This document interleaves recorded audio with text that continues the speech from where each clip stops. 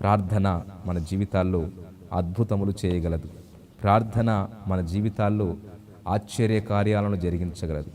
ప్రార్థన మన జీవితాల్లో ఎన్నో గొప్ప మేలులు చేయగలదు. ప్రార్థన మన జీవితాల్లో ఎన్నో గొప్ప విజయాలను సాధించగలదు. ఈ విషయాలను మనము ప్రార్థన గురించినటువంటి అంశంలో మనం చూస్తూ ఉన్నాం. ఈరోజు కూడా కొన్ని నిమిషాలు దేవుని సన్నిధానములో మరి ప్రార్థన యొక్క ప్రాముఖ్యత, ప్రార్థన మన జీవితాల్లో ఎటువంటి కార్యాలను చేయగలుగుతుంది, నిజంగా దేవుని సన్నిధానానికి మనము ఏ విధంగా మనము ఆయన సన్నిధికి చేరాలి, ఒక ప్రార్థన వీరుడైనా సరే, ఒక విశ్వాసి అయినా సరే ఎలా ఆయన సన్నిధిని మనం సమీపించాలి, ఏ విధంగా మనము ప్రార్థన చేస్తే మన ప్రార్థన ఆయన సన్నిధికి చేరుతుంది అన్న విషయాలని ఈరోజు కొన్ని మాటలుగా మనము ధ్యానం చేసుకుందాం. ఎప్పుడైనా సరే మీ జీవితంలో కొన్ని పద్ధతులు, ఒక క్రమం మనకు ఉంటుంది. ఒక క్రమము ద్వారా గనక మనము చేరగలిగితే నిజంగా నీ ప్రార్థన దేవుని సన్నిధిలో చేరుతుంది. నీ కంఠస్వరము దేవుని సన్నిధికి వినబడుతుంది. కానీ ఆ పద్ధతిని పాటించక, ఆ పద్ధతిని మరి ఉపయోగించక చాలామంది మా ప్రార్థనలకు జవాబు రావట్లేదు, మా ప్రార్థనలు దేవుని సన్నిధానంలో చేరట్లేదు, మేము ఎన్ని దినాల నుంచి మేము ప్రార్థన చేసినా, ఎన్నో సంవత్సరాల నుండి మేము ప్రార్థన చేసిన మా ప్రార్థన అయితే మరి దేవుని సన్నిధికి చేరట్లేదని ఎంతోమంది సనుక్కుంటున్నారు, గొనుక్కుంటున్నారు. ప్రియ దేవుని బిడ్డలారా, గమనించండి, ఏదైనా సరే మనము ఒక్కొక్క మెట్టు ఏదైతే మరి దేవుని సన్నిధానానికి చేరాలి అంటే కొన్ని పద్ధతులు ఉన్నాయి. ఆరాధనకు కొన్ని పద్ధతులు నేర్చుకున్నాం, ఏ విధంగా దేవుని సన్నిధానములో ఆరాధించాలి అని. ఆ విధంగానే ప్రార్థన ఎలా చేయాలో కూడా ఈరోజు కొన్ని విషయాలు మీతో నేను పంచుకుంటాను. గమనించండి. మొట్టమొదటిగా మీరు మీ జీవితాల్లో దేవుని సన్నిధానమునకు చేరాలి అంటే మీ జీవితంలో మొట్టమొదటిగా ఆరాధన, స్తుతి ఉండాలి. దేవుని ఎప్పుడైతే మీరు ఆరాధించగలుగుతారో అప్పుడే మీ జీవితంలో మీ స్థితి ఆటోమేటిక్గా మారుతుంది, మీ పరిస్థితి ఆటోమేటిక్గా మారుతుంది. ఇక్కడ మరి కీర్తన గ్రంథము 5వ అధ్యాయము 23వ వాక్యంలో చక్కగా దావీదు గారు వ్రాస్తున్నారు. చూడండి దయచేసి, పరిశుద్ధ గ్రంథం మీ దగ్గర ఉంటే తెరవండి. కీర్తనల గ్రంథం 5వ అధ్యాయం 3వ వాక్యములో ఆయన అంటున్నాడు, యెహోవా, ఉదయమున నా కంఠస్వరము నీకు వినబడును, ఉదయమున నా ప్రార్థన నీ సన్నిధిని సిద్ధము చేసి కాచి ఉందును. ఉదయకాల ప్రార్థనలు, ఉదయకాల సమయములో ఆరాధించే ఆరాధనలు దేవుని సన్నిధానానికి మరి చాలా చక్కగా చేరతాయి. ఎందుకంటే మనకు 4 జాములు ఉన్నాయి. 4 జాములు మొదటిగా 6 గంటల నుండి 9 గంటల వరకు మనుషులు తిరిగే సమయము అంటారు. మరి 9 గంటల నుంచి 12 గంటల వరకు కొంతమంది దొంగలు ఎక్కడెక్కడ కన్నాలు వేయాలి అని చూసుకొని ఆ సమయంలో దొంగలు పడేటువంటి సమయం 9 గంటల నుంచి 12 గంటల వరకు. ఇక 12 గంటల నుంచి 3 గంటల వరకు అది దెయ్యాలు తిరిగే సమయం, డెవిల్స్ యొక్క ప్రభావము ఎక్కువగా ఉండేటువంటి సమయం. ఇక 3 గంటల నుండి ఉదయం 6 గంటల వరకు మీకు తెలుసా, దేవదూతలు తిరిగేటువంటి అద్భుతమైన సమయం. ఎక్కడెక్కడ తన బిడ్డలు దేవుని స్తుతిస్తూ ఉన్నారు, ఆరాధిస్తూ ఉన్నారు, ఆయన గణపరుస్తున్నారు, ఆయన మహింపరుస్తూ ఉన్నారు అని దేవదూతలు తిరిగేటువంటి గొప్ప సమయం. అందుకే చాలా మంది భక్తులు ఉదయకాలం లేచి ఆ సమయంలో ఎప్పుడైతే మనము మన యొక్క ఆరాధనలు దేవుని సన్నిధానానికి చేరుస్తామో, మన యొక్క ప్రార్థనలు, విజ్ఞాపనలు ఆ సమయంలో మనము మొర్రపెట్టుకుంటామో, ఆ సమయంలో చేసేటువంటి ప్రతి ఆరాధన, ప్రతి ప్రార్థన దేవునికి అంగీకారంగా ఉంటుంది. అందుకే మరి దావీదు భక్తుడు ఆ విషయాన్ని, సీక్రెట్ని, రహస్యాన్ని తెలుసుకున్నాడు. కాబట్టే ఆయన మరి, యెహోవా, ఉదయమున నా కంఠస్వరము నీకు వినబడుతుందయ్యా, ఉదయమున నా ప్రార్థన నీ సన్నిధిని సిద్ధము చేసి నేను కాచి ఉంటాను. దేవుని యొక్క హృదయాన్ని, మనస్సుని ఎరిగినటువంటి దావీదు మరి దేవుని సన్నిధానములో ఉదయాన్నే లేచి దేవుణ్ణి మహింపరుస్తున్నాడు. అందుకే మరి దావీదు దేవుని యొక్క హృదయానుసారుడయ్యాడు. దేవుని బిడ్డలారా గమనించండి, మొట్టమొదటిగా ఆరాధన లేకుండా, స్తుతి లేకుండా నీ జీవితంలో దేవుణ్ణి ఎప్పుడు కూడా సమీపించలేవు.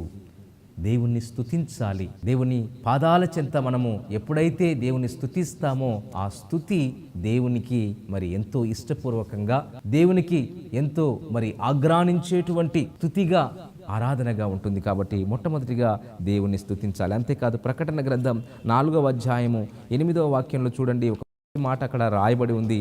చూసినట్లయితే, ఈ 4 జీవులలో ప్రతి జీవికి 6 రెక్కలుండెను, అవి చుట్టూను రెక్కల లోపటను కన్నులతో నిండి ఉన్నవి. అవి భూత వర్తమాన భవిష్యత్ కాలములలో ఉండు సర్వాధికారియగు దేవుడనగు ప్రభువు పరిశుద్ధుడు, పరిశుద్ధుడు, పరిశుద్ధుడు అని మానక రాత్రింబగళ్ళు చెప్పుచూ ఉండును.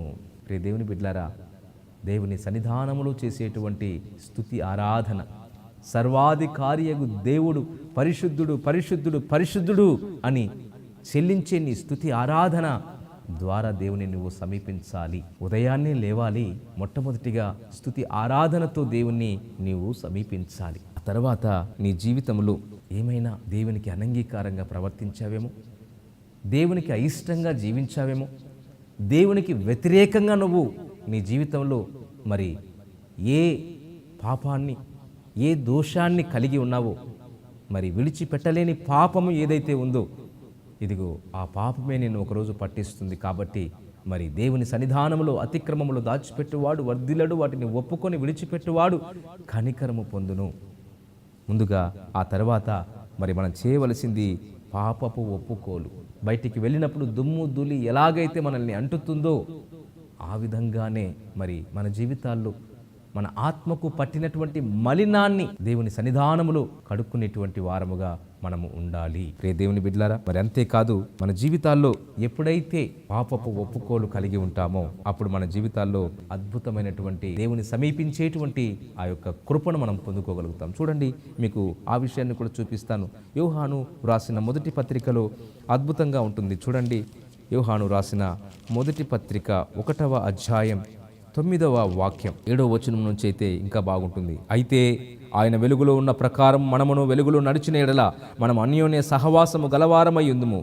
అప్పుడు ఆయన కుమారుడైన యేసు రక్తము ప్రతి పాపము నుండి మనలను పవిత్రులుగా చేస్తుంది. అంతేకాదు, మనము పాపము లేని వారమని చెప్పుకొన్న ఎడల మనల్ని మనమే మోసపుచ్చుకుందుము, మరియు మనలో సత్యము ఉండదు. మన పాపములను మనము ఒప్పుకొని ఎడల ఆయన నమ్మదగిన వాడును నీతిమంతుడును గనుక ఆయన మన పాపములను క్షమించి సమస్త దుర్నీతి నుండి మనలను పవిత్రులుగా చేయును.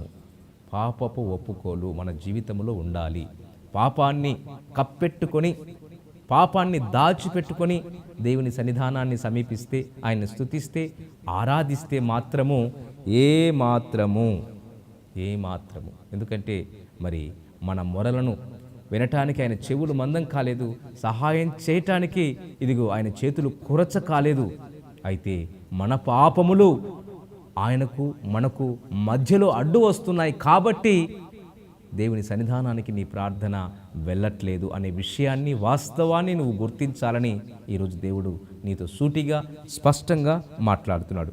అంతేకాదు, సామెతల గ్రంథం 28వ అధ్యాయం 13వ వాక్యంలో అతిక్రమములు దాచిపెట్టువాడు వర్ధిల్లడు, వాటిని ఒప్పుకొని విడిచిపెట్టువాడు కనికరము పొందుతాడు.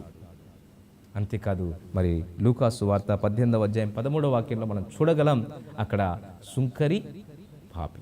అక్కడ మనం గమనించినట్లయితే చూడండి, మరి ఆ సన్నివేశాన్ని మనం చూద్దాం. లూకాసు వార్త 18వ అధ్యాయము 13వ వాక్యంలో, అయితే సుంకరి దూరముగా నిలుచుండి ఆకాశము వైపు కన్నులెత్తుటకైనను ధైర్యము చాలక రొమ్ము కట్టుకొనుచు, దేవా పాపినైన నన్ను కరుణించుము అని పలికెను. గమనించండి, అక్కడ పరిసయ్యుడు ప్రార్థన చేశాడు, సుంకరి ప్రార్థన చేశాడు.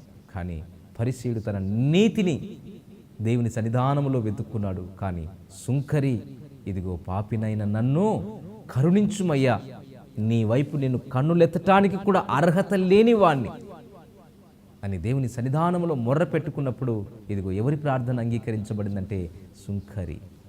ఈ యొక్క పాపిగా నేనున్నాను, నన్ను కరుణించు, కనికరించు అని దేవుని సన్నిధానంలో మొర్ర పెట్టుకున్నటువంటి మరి ఆ యొక్క వ్యక్తి యొక్క పాపము కడగబడింది, కనికరించబడ్డాడు. మన జీవితాల్లో కూడా మరి ఆరాధించిన తర్వాత మరి ఆయన సన్నిధానంలో పాపపు ఒప్పుకోలు ఎప్పుడైతే మనం చేస్తామో, పాపములను క్షమించు ప్రభువా, ఏమైనా మీ దృష్టికి అనంగీకారంగా ప్రవర్తించానేమో, నా పాపములను క్షమించి ఇదిగో నేను నీ సన్నిధిలో నా పాపములను ఒప్పుకుంటున్నాను, వాటిని విడిచిపెడుతున్నాను అని నువ్వు విడిచిపెడితే ఇదిగో దేవుని యొక్క కనికరము నీ మీద ఉంటుంది. ప్రభువునందు ప్రియులారా, ఈ సందేశాలు మీకు నచ్చినట్లయితే దయచేసి లైక్ చేయండి, సబ్స్క్రైబ్ చేయండి, పక్కనే ఉన్న బెల్ బటన్ నొక్కండి.